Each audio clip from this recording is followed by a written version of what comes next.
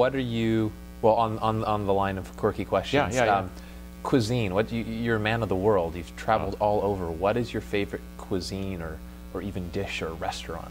I have a bunch of them. One of my favorites is actually kalbi. It's a Korean barbecue, and I love that. It's just good stuff. It's good, you know, with all the garlic and the lettuce and so forth. That's probably one of my favorite ones. I love, in fact, eating in one of the kalbi restaurants. Whenever I go to Korea, people always used to, particularly to an Italian restaurant, it drive me crazy. I said, guys, let's eat what we eat. So that's one of my favorite foods.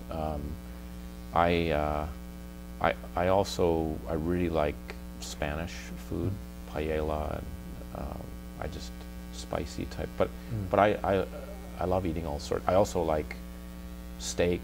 I like Indian food. I gorge. Whenever I'm in India, I have to do a hell of a lot of running afterwards because I love Indian food. Vegetarian. My daughter's a vegetarian, so we have to. So it's just I guess I'm not. I like a wide variety, but probably the Korean kalbi is my favorite. Huh. Yeah. You mentioned running.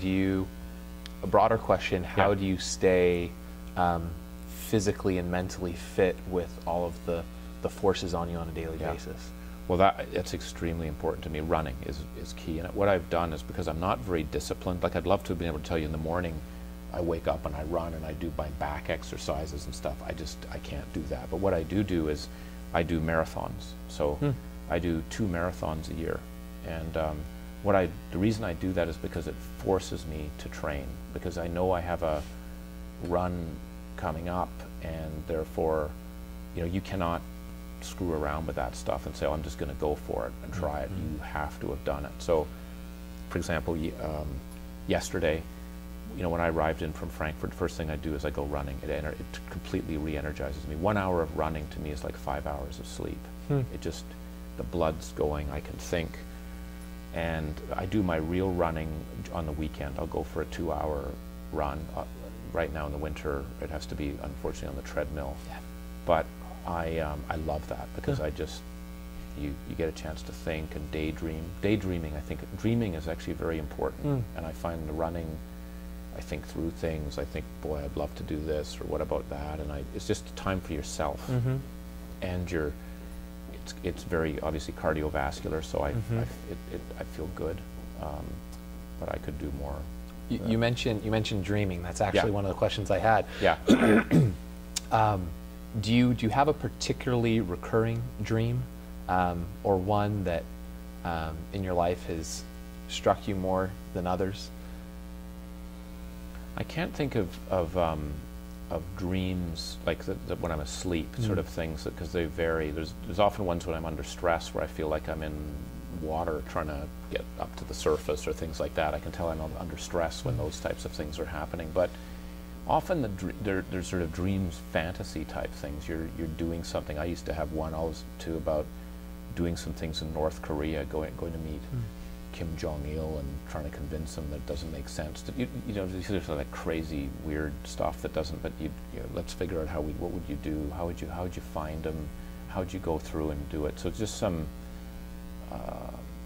things like that. I've also, even with Myanmar, what if we've been asked to try and figure out how to get some sort of a reconciliation going, which is not what we do in McKinsey, by the way, at all. But they're sort of outrageous things like that that you do about how to get things going. I think it's more again about what could be and really stretching yourself. And I think the more you do that, I don't do it purposely like an exercise, but I think that it gives me energy. Like there's lots of things to be done.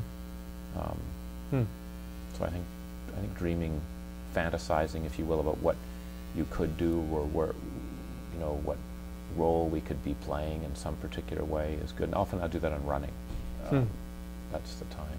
What are you? It sounds like running is a passion of yours. Yeah. In addition, what are you passionate about? What gets you going? There's a number of things. I mean, one thing that really gets me going in a way is, if you will, injustice. This sounds like a too broad. What I mean is people who are who have got a lot of talent and want to do a lot of things, but they're squashed down, sort of being treated in a way that's unfair, as a hierarchy.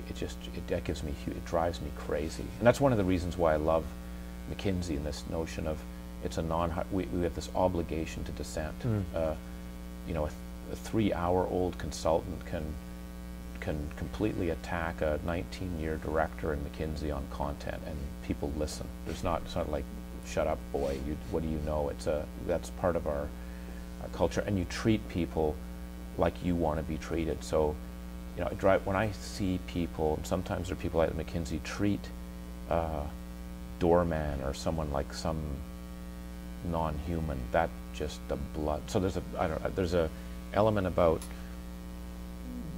people living to their potential and treating people properly. That drives me a lot, and I see it in organizations where my very first study in McKinsey was with a bus company, and the bus driver, no one wanted to talk to the bus drivers, who actually, we were doing all sorts of analytics, and so no one would talk to the bus drivers. The bus drivers knew more than anyone else, and or I worked in an oil company once doing gasoline retailing, and I pumped gas for a week just as a pump jockey. I remember it was embarrassing because friends would see me and they thought I was in my sweater and all that, and they thought, I guess the university didn't work out. I didn't know you were pumping. Seriously, they were, and I just went along, and because we're not allowed to talk about our clients, so I'd be, and they'd bring friends to come around the time. But what I learned in that, I remember too, we were doing a marketing study, and you know, 2 of the pump jockeys, one was an Iranian guy who used to work at Procter and Gamble. This guy was a senior, and we wouldn't even talk to, this guy could do this stuff in his sleep, and you sort of position him as, well, he pumps gas, so therefore he must not know much. Well, the guy is brilliant. He's not allowed to get a job given his circumstances and where he is, and I don't know. That's an area that gives me a lot of drive, and that's where I've always believed in doing social work, if you will. When I was in China, for example, every Saturday I taught English to migrant workers' kids, because no one would teach them. I brought my son and daughter in a half-assed way to try and do what my dad did for me. We didn't have homework, but that's something you do. And these kids, they're so eager to learn. There's no curriculum. We had no curriculum. We had to make it up. We did countries, Canada, Australia, the food, colors, blah, blah. So that stuff is very important to me. And just a couple more questions, if you don't mind. You mentioned what it's like a bit to work at McKinsey, and I'm sure a number of potential recruits will be watching this. And for them, and just for general curiosity, in your time at McKinsey, what would you say is the one quality that you find cuts across those people who excel within the organization? 1 or 2 or 3 qualities. I think, well, there's probably a number. One is sort of a saying, I don't know if it's Buddhist or not, but it basically is, the more you give without expecting to get, the better off you will be. And that has just really resonated with me. And I think it's a kind of the notion of are you a giver or a taker? And I think in McKinsey, when it's trying to make other people successful, it's not competition amongst team members. Everyone can be successful. We're trying to help our clients do well. It's not about you looking good. It's you're trying to help, and that, if you really believe in that and drive it, just good things happen. If you call, someone calls you and says, I need help. There's our client, something's happening here. Can you help us? And you go. And I would travel a lot too. When I was early on in the firm. I mean, when I was in Korea, I was traveling all the time. Someone would call up and, Abu Dhabi, there's a new client we're serving. We really need to have you go there. Could you come? I'd go. And what happened was, first of all, I learned a huge amount, because when you do that, it broadens your experience base, and that makes you better. And I didn't do it for any other, so that's one theme I think that's very important in a partnership, a global partnership.